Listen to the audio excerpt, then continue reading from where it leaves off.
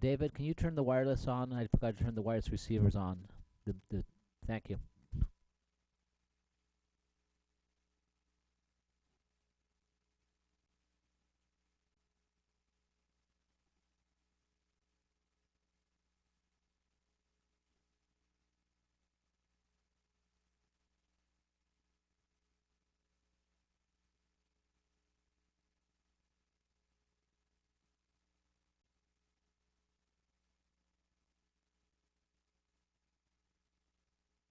Test, test, test. Still need the wirelesses on. Test, test, test, test, test. Ah, there they go. Thank you, David.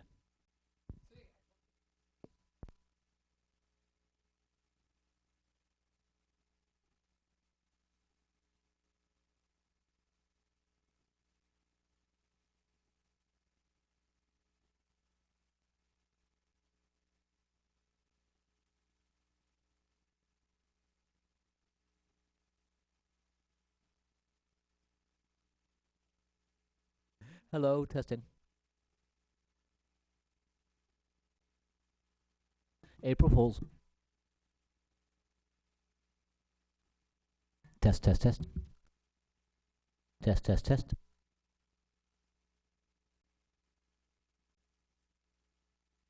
Test, test, test, test, test, test, test, test. Next meeting, let's see, this is April. Next meeting is April 15th. Oh, great. Everyone's going to be running out of here to do their taxes that night.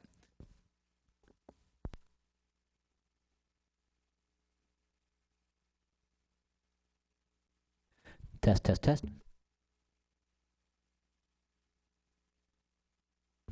Testing.